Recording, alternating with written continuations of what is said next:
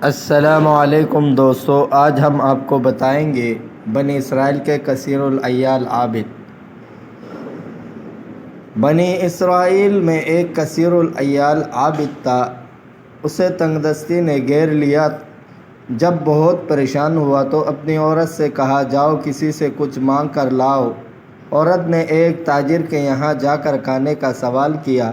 تاجر نے کہا، اگر تم میری آرزو پوری کرو تو جو چاہو لے سکتی ہو۔ عورت بیچاری چپ چاپ خالی ہاتھ گھر لوٹ آئی۔ بچوں نے جب ماں کو خالی ہاتھ آتے دیکھا تو بھوک سے چلانے لگے اور کہنے لگے، امی ہم بھوک سے مر رہے ہیں، ہمیں کچھ کھانے کو دو۔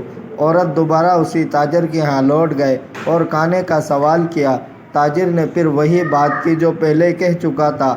عورت رضامند ہو گئی، مگر جب دونوں خلوت میں پہنچے تو عورت خوف سے کانپنے لگی۔ تاجر نے پوچھا، کس سے ڈرتی ہو؟ اس نے کہا، میں اس رب لم یزل کی خوف سے لرزا ہوں جس نے ہمیں پیدا کیا۔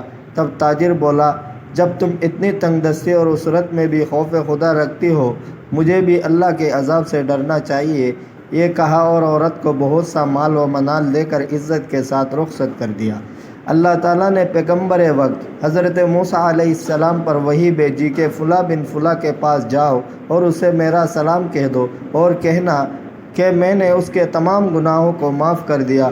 موسیٰ علیہ السلام حسب حکم الہی اس تاجر کے پاس آئے اور پوچھا، کیا تم نے کوئی عظیم نیکی انجام دی ہے جس کی وجہ سے اللہ تعالیٰ نے تمہارے تمام گناہوں کو معاف کر دیا ہے؟ جواب میں تاجر نے مذکورہ بالا سارا واقعہ کہہ سنایا۔ دوستو، اگر آپ کو ویڈیو اچھی لگی ہے تو لائک کر دے، چینل کو سبسکرائب کر دے۔ اپنا بہت سارے خیال رکھیے گا۔ ملتے ہیں نیکسٹ ویڈیو میں۔ اللہ حافظ۔